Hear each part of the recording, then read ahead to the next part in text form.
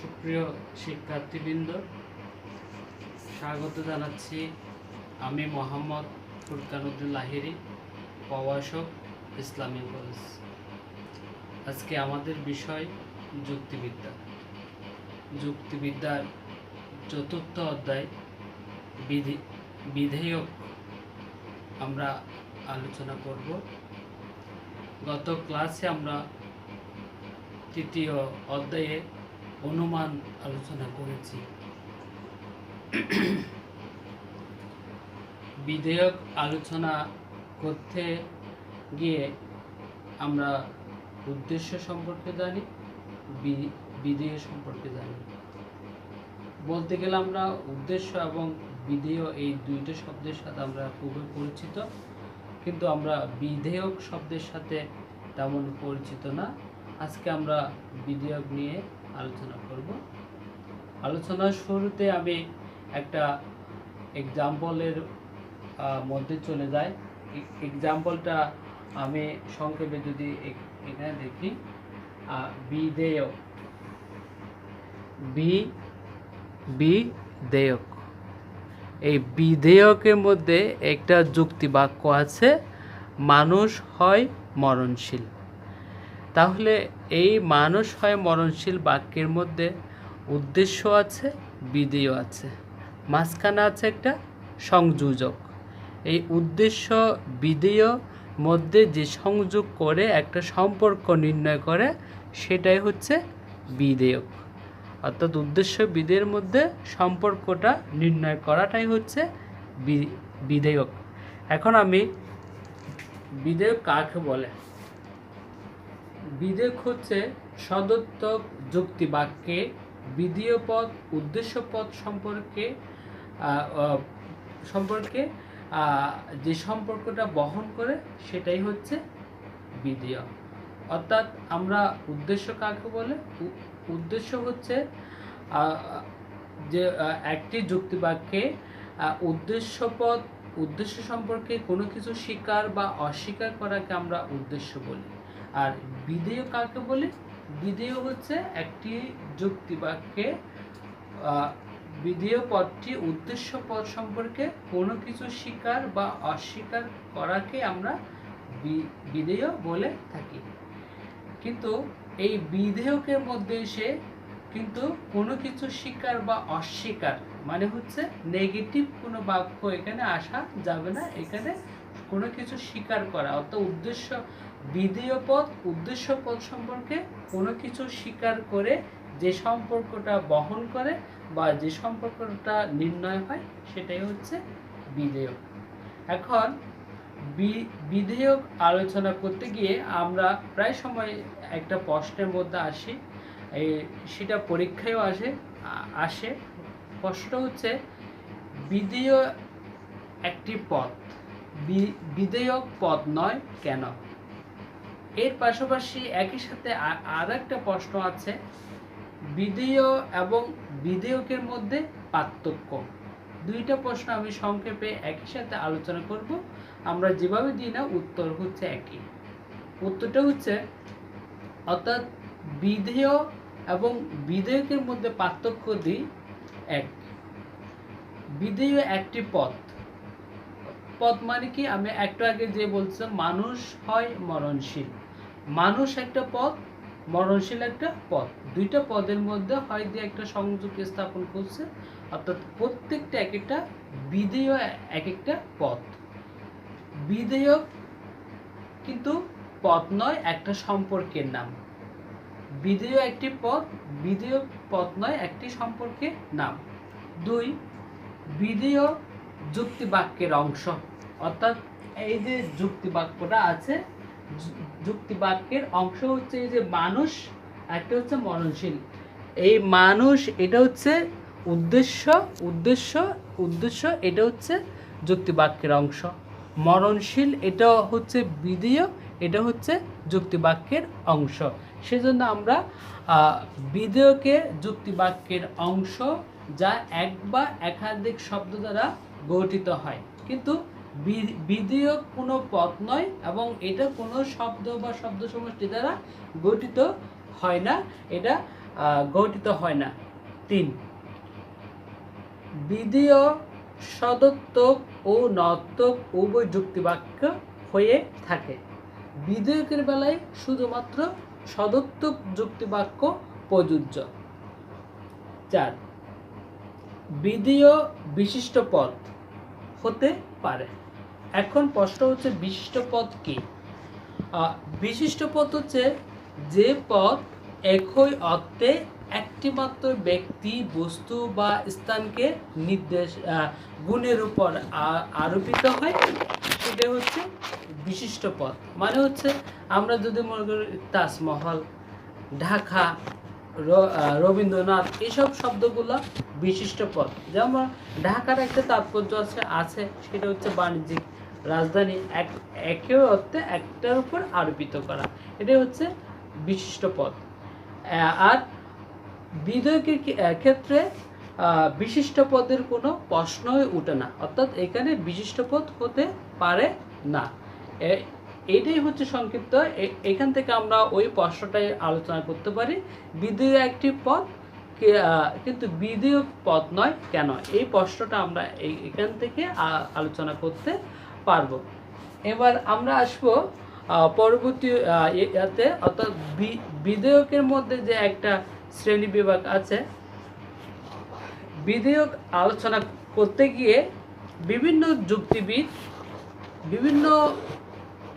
যুক্তিবিদ বিধেয়ককে বিভিন্ন শ্রেণীতে ভাগ করে একটা সম্পর্ক স্থাপনের চেষ্টা করেছে। কিন্তু সেখানে এসে যুক্তিবিদ অর্থাৎ দর্শনের জনক এরিস্টটল উদ্দেশ্য এবং বিধেয়কের মধ্যে একটা সম্পর্ক নির্ণয় করে এরিস্টটল বিধেয়ককে 4 ভাগে ভাগ করেছে। 1 হচ্ছে সংজ্ঞা, 2 হচ্ছে জাতি, 3 হচ্ছে উপলক্ষণ, 4 হচ্ছে অবান্তর লক্ষণ। এই 4 প্রকার বিধেয়ক আলোচনার পরবর্তী সময় এসে, অর্থাৎ এরিস্টটলের প্রায় 600 বছর পর নব্য প্লাটোনিক দার্শনিক সম্প্রদায়ভুক্ত যুক্তিবিদ পরপিরি বিধেয়কের তালিকা সংশোধন করেন। বিধেয়কের তালিকা সংশোধন করে পরপিরি এখানে বিধেয়ককে 5 ভাগে ভাগ করেছে। 5 ভাগের মধ্যে 1 ভাগ হচ্ছে জাতি, আরেকটা হচ্ছে উপজাতি, লক্ষণ, উপলক্ষণ, অবান্তর লক্ষণ, এই 5 ভাগে ভাগ করেছে। সেটা আমরা আলোচনা দিয়ে আমরা করব বিভিন্ন এক্সাম্পল দিয়ে। এক্সাম্পল আছে, আমি ধারাবাহিকভাবে আলোচনা করব। এখানেও আমি একটা এক্সাম্পল দিয়েছি। এই এক্সাম্পলকে আমরা, অর্থাৎ এই যে 5 প্রকার যে জাতি থেকে নিয়ে অবান্তর লক্ষণ আমরা আলোচনা করব। এখন আমরা ধারাবাহিকভাবে আসি। এখন প্রথম আমাদের 5 প্রকারের মধ্যে প্রথম আসতেছে কি? জাতি। তাহলে প্রশ্ন আসতে পারে, জাতি কাকে বলে? জাতি কাকে বলে? এখন আমরা প্রথমে জেনে নিই, জাতি হচ্ছে সংকীর্ণতর শ্রেণীসমূহের দ্বারা গঠিত একটি ব্যাপকতর শ্রেণী। অর্থাৎ জাতি একটা শ্রেণীবাচক শব্দ, মানে হচ্ছে যে একটা ছোট শ্রেণী সমূহের দ্বারা গঠন হয়ে বড় আকারের একটা শ্রেণীকে আমরা জাতি বলে থাকি। অর্থাৎ জাতি হচ্ছে একটি বৃহত্তর শ্রেণী, যা তার অধীনস্থ কয়েকটি ক্ষুদ্রতর শ্রেণীর সাথে সম্পর্কের দিক দিয়ে বিবেচিত হয়। এটা আমরা নিশ্চয়ই বোঝাতে পেরেছি। আর একটু সুন্দর করে যদি সংজ্ঞাটা আমরা বলি, সেটা হচ্ছে 2টি শ্রেণীবাচক শব্দ যদি পরস্পরের সাথে এমনভাবে সম্পর্কযুক্ত হয় যে তাদের ব্যক্তাত্বের বিবেচনায় কোনো যুক্তিবাক্যের উদ্দেশ্য ও বিধেয় পদ হিসেবে ব্যবহৃত বিধেয় পদ কি উদ্দেশ্য পদ অপেক্ষা ব্যাপকতর হয়, সেই ব্যাপকতর পদটিকে অন্তর্ভুক্ত করে যে পদ করা হয় সেটা হচ্ছে জাতি। অর্থাৎ এখানে দুইটি শ্রেণীবাচক পদের মধ্যে একটা পরস্পরের সম্পর্কটা কিভাবে হতে হবে? ব্যক্তাত্বের ভিত্তিতে। এখন প্রশ্ন হতে পারে ব্যক্তাত্ব মানে কি? ব্যক্তাত্ব মানে হচ্ছে একটা সংখ্যার দিক। সংখ্যা মানে কি? এই যে একটা জাতি যদি আমি মনে করি জীব শব্দটি যদি জাতি হয়, জীব জাতীয় যত প্রাণী আছে সবগুলার টোটাল সমষ্টিটা হচ্ছে ব্যক্তাত্ব। এবার আমরা আসি এই যে এই জাতি আলোচনা করার পরে আমাদের উপজাতি কাকে বলে সেটা আমি একটু আলোচনায় আসি, তারপর আমরা ওখানে যাব। উপজাতি ঠিক আমি জাতি যেটা বলেছি উপজাতি ঠিক একইভাবে আমরা বলতে পারি। অর্থাৎ দুটি শ্রেণীবাচক পদ যদি পরস্পরের সাথে এমনভাবে সম্পর্কযুক্ত হয় যে এটা ব্যক্তাত্বের বিবেচনায় যুক্তিবাদী উদ্দেশ্য বিধেয় পদ হিসেবে ব্যবহৃত হয়, বিধেয় পদ ও উদ্দেশ্য পদ অপেক্ষা ব্যাপকত হয়, সেটাই হচ্ছে উপজাতি। এটাই হচ্ছে মূলত জাতি আর উপজাতির সংজ্ঞা। এবার আমরা জাতিগুলোর মধ্যে যে বিভক্ত ভাগ আছে সেগুলো আমরা একটু যাব। অর্থাৎ জাতির পরে আমরা যেটা পাই একটা বৃহত্তম জাতি বা পরতম জাতি। এই যে আমার এখানে যে লিস্টটা আছে এখানে আছে অর্থাৎ সাবস্টেন্স, এটা হচ্ছে সাবস্টেন্স। তারপর আছে জড়বস্তু, সপ্রাণ বস্তু, জীব, এরপর আছে মানুষ। এখন বৃহত্তম বা পরতম জাতি বলতে কি বুঝি? অর্থাৎ বৃহত্তম বা পরতম জাতি হচ্ছে অর্থাৎ একই জাতীয় কয়েকটি জাতি, অর্থাৎ একই জাতীয় কয়েকটি জাতি যখন বড় থেকে ছোট আকারে সাজানোর পর যদি দেখা যায় যে অর্থাৎ বড় থেকে ছোট এবং ছোট থেকে বড় আকারে সাজানোর পর দেখা যায় যে এর চেয়ে বৃহত্তম আর কোনো জাতি নেই। অর্থাৎ সাজানোর পর দেখা যাচ্ছে যে এর চেয়ে বড় কোনো জাতি নেই, তখন আমরা এই সাবস্টেন্স শব্দকে আমরা বলে থাকি বৃহত্তম জাতি হিসেবে আমরা উল্লেখ করে থাকি। এবার আস্তে আস্তে উপজাতি কাকে বলে? উপজাতি হচ্ছে এই যে এর পরবর্তী, অর্থাৎ যেটা আমরা বৃহত্তম জাতি বলি এর পরবর্তীতে কোনো আর ভাগ করা যাবে না। এরপর আমরা আসি মানুষ। অর্থাৎ উপজাতি হচ্ছে যে অর্থাৎ একই জাতীয় কয়েকটি উপজাতিকে যখন আমরা ছোট থেকে বড় থেকে ছোট আকারে সাজানোর পর যদি আমরা দেখতে পাই যে এর পরবর্তীতে আর কোনো ক্ষুদ্রতম শ্রেণীবাচক পদকে আমরা ভাগ করতে পারতেছি না, তখন সেটাকে আমরা ক্ষুদ্রতম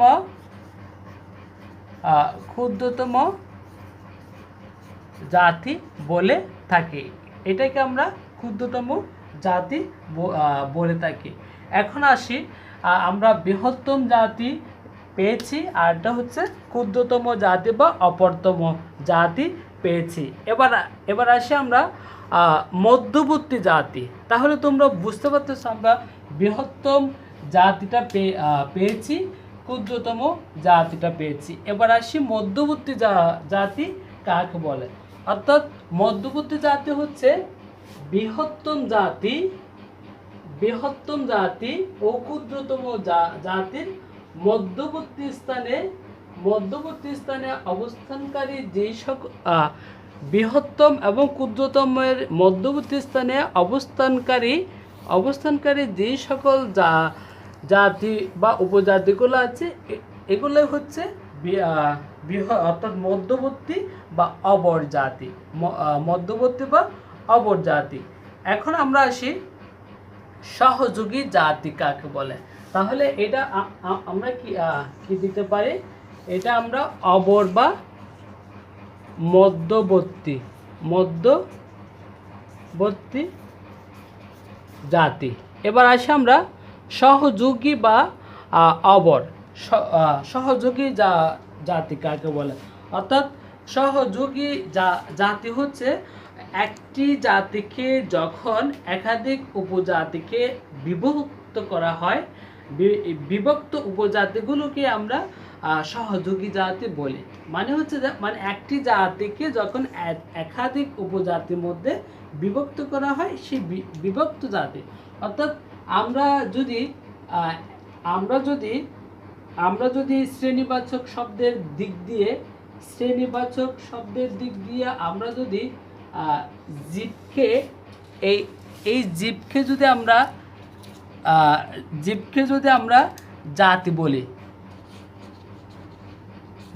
বলি তাহলে উপজাতি হচ্ছে মানুষ। এখন এই মানুষ পদের সহযোগী জাতি হচ্ছে, প্রথমে আমাদেরকে ধরে নিতে হবে যে মানুষ হচ্ছে জীব থেকে উৎপত্তি, অর্থাৎ মানুষ হচ্ছে জীব সম্প্রদায়ের একটা অংশ। তাহলে নিশ্চয়ই তোমরা মনে করতে পারো জীব সম্প্রদায়ের আরও অংশ আছে। আরও অংশ কি? আমরা বিভিন্ন পশু আছে, গরু, ছাগল, এগুলাকে আমরা জীবের উপজাতি হিসেবে ধরতে পারি। তাহলে জীব যদি জাতি হয়, উপজাতি হচ্ছে মানুষ। তাহলে মানুষের শ্রেণীর মধ্যে, জীব শ্রেণীর মধ্যে যে আরও আছে সেটা হচ্ছে গরু, মানুষ, তারপর হচ্ছে ছাগল ইত্যাদিগুলাই হচ্ছে সহযোগী জাতি। এবার আমরা আসবো আসন্নতম জাতি আমরা আলোচনা করব। এবার আসি আমরা আসন্নতম জাতি। অর্থাৎ আসন্নতম জাতি হচ্ছে অর্থাৎ কোনো একটা জাতির সবচেয়ে নিকটবর্তী শ্রেণীকে আমরা আসন্নতম জাতি বলি। অর্থাৎ নিকটবর্তী যেটা, অর্থাৎ নিকটে যেটা, অর্থাৎ দূরবর্তী না, যেটা নিকটবর্তী। যখন এটা আমরা বলে থাকি জীব জাতির আসন্নতম জাতি হচ্ছে মানুষ। জীব জাতির আসন্ন জাতি হচ্ছে মানুষ। কেন? এই যে জীব থেকে উৎপত্তি হয়েছে কি? মানুষ। অর্থাৎ জীব সম্প্রদায় থেকে শ্রেণী বিভাগ হয়েছে মানুষ। তাহলে সব প্রাণের নিকটবর্তী হচ্ছে জীব, জড়বস্তুর নিকটবর্তী হচ্ছে সব প্রাণ। এদের সাবস্টেন্স এই শব্দের নিকটবর্তী হচ্ছে জড়বস্তু। অর্থাৎ আমরা আসন্নতম বলতে এটাই বুঝি যেটা, অর্থাৎ কোনো একটা জাতির নিকটবর্তী যে উপজাতিটা থাকে সেটাই হচ্ছে আসন্নতম জাতি। এরপর আমরা আসি, এবার একটা চক দেওয়া আছে বিভিন্নভাবে, চকটা আমরা একটু করে আলোচনা করব। চকটা হচ্ছে যে এই যে আমরা এটা পরফিরির চক। এটা পরফিরির চকের মধ্যে দেওয়া আছে, প্রথমে দেওয়া আছে সাবস্টেন্স। এটা হচ্ছে সাবস্টেন্স। এই সাবস্টেন্স শব্দকে এখান থেকে দুইটা ভাগে ভাগ করছে। একটা হচ্ছে দেহি, কর্পোরাল, আরটা হচ্ছে অদেহি, এটা হচ্ছে ইনকর্পোরাল। এবার এখান থেকে দেহিকে আবার দুই ভাগে ভাগ করছে। এক ভাগে এটা হচ্ছে জড়বস্তু, অর্থাৎ ম্যাটেরিয়াল অবজেক্ট। এই জড়বস্তুকে দুই ভাগে ভাগ করছে, একটা হচ্ছে সপ্রাণ, আরটা হচ্ছে অপ্রাণ। সপ্রাণকে আমরা অ্যানিমেট বলি, আর এটা হচ্ছে ইনঅ্যানিমেট হিসেবে আমরা বলে থাকি। এরপর সপ্রাণকে যদি ভাগ করা হয় এটা হচ্ছে সজীব বস্তু, অর্থাৎ লিভিং বিং বলে থাকি। আর সজীব বস্তুকে আমরা তিন ভাগে ভাগ করছি, সচেতন, সেন্সিবল, তারপর হচ্ছে অচেতন, এটা হচ্ছে ইনসেন্সিবল। এবার আমরা এই যে সজীব বস্তু থেকে জীব পেয়েছি, জীবের মধ্যে এসে আমরা বুদ্ধিবৃত্তি সম্পন্ন, রেশনাল, আরটা হচ্ছে বুদ্ধিবৃত্তিহীন। অর্থাৎ বুদ্ধিবৃত্তিহীনের মধ্যে গরু, ছাগল। এরপর জীব থেকে উৎপত্তি হয়েছে মানুষ। মানুষ থেকে এবার আমরা সক্রেটিস, প্লেটো বা অন্যান্য মানুষ যেভাবে আমরা ভাগ করি, এটা মূলত আমি দেওয়ার উদ্দেশ্য হচ্ছে এটা একটা পরফিরির চক। এটা আমাদেরকে মনে রাখতে হবে। এটা অনেক সময় পরফিরির চক পরীক্ষায় ইন্ডিকেট করে দেয়, সেটা আমাদেরকে শিখতে হবে। এখন আসো বিভেদক লক্ষণ কাকে বলে। বিভেদক লক্ষণ অর্থাৎ আমরা এখানে যে আলোচনাটা করেছি, আমি এখানে এক্সাম্পল দিয়েছি, আমি জাতিটা বলে ফেলছি। অর্থাৎ সকল মানুষ হয় জীব, সকল মানুষ হয় জীব। এই যে যুক্তি বাক্য আছে, যুক্তি বাক্যের মধ্যে জীব জীব বিধেয় পদটি, অর্থাৎ জীব বিধেয় মানুষ পদের জাতি। এরপর হচ্ছে কিছু জীব হয় মানুষ। এই যে মানুষ, মানুষ বিধেয়, মানুষ বিধেয় পদটি জীব পদের উপজাতি। এবার আসি আমরা এই যে বিভেদক লক্ষণটা কাকে বলে সেটা একটু বলি। অর্থাৎ যে গুণ বা গুণাবলী একই জাতির অন্তর্ভুক্ত একটি উপজাতি থেকে অপর উপজাতি থেকে পৃথক করে দেয়, সেটাই আমরা বিভেদক লক্ষণ বা লক্ষণ বলি। অর্থাৎ যে গুণের কারণে একই জাতির অন্তর্ভুক্ত একটা প্রাণীকে অন্য একটা প্রাণীর মধ্য থেকে পৃথক করে দেয়, সেটাই হচ্ছে বিভেদক লক্ষণ। মানেটা কি? এটা হচ্ছে আমরা বলে থাকি, এই যে মনে করো মানুষ আর একটা হচ্ছে গরু বা ছাগল, তাহলে দুইটাই জীব জাতি থেকে উৎপত্তি হয়েছে, কিন্তু সেখানে মানুষ এবং গরুর মধ্যে একটা পার্থক্য আছে। পার্থক্যটা কি? জাতাত্ত্বিক গুণের। জীবের মধ্যে আছে জীববৃত্তি নামক একটা গুণ, আর সেটা গরু ছাগল মানুষ সবার মধ্যে আছে, কিন্তু বুদ্ধিবৃত্তি নামক আরো একটা গুণ আছে, সেটা গরু ছাগলের মধ্যে নেই, সেটা মানুষের মধ্যে আছে। এই বুদ্ধিবৃত্তিক গুণটাই হচ্ছে বিভেদক লক্ষণ। অর্থাৎ এই বুদ্ধিবৃত্তিক এই গুণটার কারণে অর্থাৎ জীব শ্রেণীর মধ্যে অন্যান্য শ্রেণী থেকে মানুষ শ্রেণীকে একটু পৃথক করে দিয়েছে, সেটাই হচ্ছে বিভেদক লক্ষণ। এবার আমরা আসি উপলক্ষণ কি। উপলক্ষণ হচ্ছে যে গুণ কোনো পদের যথার্থের অংশ নয়।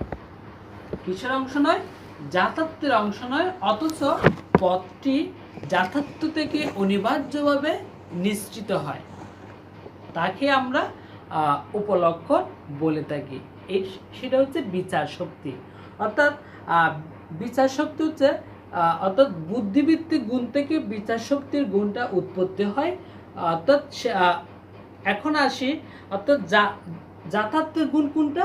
জীববৃত্তি আর বুদ্ধিবৃত্তি।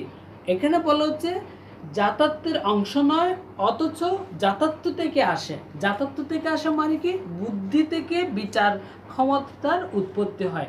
যার বুদ্ধি আছে সে হয়তো বিচার করতে পারে, সেই বুদ্ধি থেকে যেহেতু বিচার ক্ষমতার উৎপত্তি হয়, সেজন্য আমরা এটাকে উপলক্ষণ বলে থাকি। এরপর এসে উপলক্ষণকে দুই ভাগে ভাগ করে। একটা হচ্ছে জাতিগত উপলক্ষণ, আরটা হচ্ছে উপজাতিগত উপলক্ষণ। জাতিগত উপলক্ষণটা কি? জাতিগত উপলক্ষণ হচ্ছে মরণশীলতা, আর উপজাতিগত হচ্ছে যে বিচার শক্তিকে আমরা বলে থাকি। এরপর আমরা আসি অবান্তর লক্ষণ। অবান্তর লক্ষণটা হচ্ছে যে গুণ যথার্থের অংশ নয়, অপর যথার্থ থেকে নিশ্চিত হয় না, সেটাই হচ্ছে আমরা অবান্তর লক্ষণ বলে থাকি। যেমন এটা আমরা বলে থাকি হাস্যপ্রিয়, মানে হাসি মাখা মুখ, গৃহপালিত, এই জাতীয় শব্দগুলো। অর্থাৎ এই শব্দগুলো কোনো ব্যক্তির কোনো যথার্থের গুণ অংশ নয়, সেটা ব্যক্তিভেদে বিভিন্ন হয়, সেটাই আমরা অবান্তর লক্ষণ বলে থাকি। এর পরবর্তী অবান্তর লক্ষণটা হচ্ছে 4 প্রকার। অবান্তর লক্ষণ 4 প্রকার। একটা হচ্ছে ব্যক্তিগত অবিচ্ছেদ্য অবান্তর লক্ষণ। ব্যক্তিগত অবিচ্ছেদ্য অবান্তর লক্ষণ, এটা হচ্ছে যে অর্থাৎ যে লক্ষণটা পরিবর্তন হয় না, সেটা হচ্ছে ব্যক্তিগত অবিচ্ছেদ্য অবান্তর লক্ষণ, সেটা আমরা ব্যক্তির জন্মস্থান, জন্ম তারিখ এগুলা কখনো পরিবর্তন হয় না। আমরা দেশ পরিবর্তন করে দিতে পারি, কিন্তু জন্মস্থানগুলো পরিবর্তন হয় না। ব্যক্তিগত বিচ্ছেদ্য অবান্তর লক্ষণ হচ্ছে 2 নম্বর, সেটা হচ্ছে ব্যক্তির বেদে পরিবর্তন হয়, যেমন রুচি, আচার, ব্যবহার, পোশাক এগুলা। অর্থাৎ অবান্তর লক্ষণ 4 প্রকার। প্রথম হচ্ছে ব্যক্তিগত অবিচ্ছেদ্য অবান্তর লক্ষণ, সেটা হচ্ছে জন্ম তারিখ, জন্মস্থান, এটা পরিবর্তন হয় না। 2 হচ্ছে ব্যক্তিগত বিচ্ছেদ্য, সেটা হচ্ছে রুচি, আচার, ব্যবহার, পোশাক ইত্যাদি, এগুলো পরিবর্তন হতে পারে। এরপর আমরা আসি জাতিগত অবিচ্ছেদ্য অবান্তর লক্ষণ। অর্থাৎ জাতিগত অবিচ্ছেদ্য অবান্তর লক্ষণ মানে কি? অর্থাৎ যেটা জাতির প্রত্যেকটা পদের মধ্যে আছে। যেমন মনে করা, মানুষ দ্বিপদ, কুকুর চতুষ্পদ, গরু চতুষ্পদ। আমরা 1 পাওয়ালা মানুষ কখনো আমরা দেখি নাই, 3 পাওয়ালা গরুও আমরা কখনো দেখি নাই, এবং সেটা পরিবর্তন হওয়ারও সুযোগ নাই। সেটা হচ্ছে জাতিগত অবিচ্ছেদ্য অবান্তর লক্ষণ। এবার জাতিগত বিচ্ছেদ্য অবান্তর লক্ষণ কাকে বলে? অর্থাৎ যেটা পরিবর্তন হওয়ার সুযোগ আছে। যেমন আমি বলি যে কুকুর সাদা, ফুল লাল। এখন ফুল লাল হতে পারে, আবার ফুল সাদাও হতে পারে। এই যে জাতিগতভাবে যেটা ভিন্ন ভিন্ন তথ্য উপস্থাপন করে, সেটাই হচ্ছে জাতিগত বিচ্ছেদ্য অবান্তর লক্ষণ। এই আজকে আমাদের এই আলোচনা হচ্ছে এতটুকুই। পরবর্তী আমরা অন্য আরেকটা টপিক নিয়ে আবার হাজির হব। সবাইকে শুভেচ্ছা, ধন্যবাদ।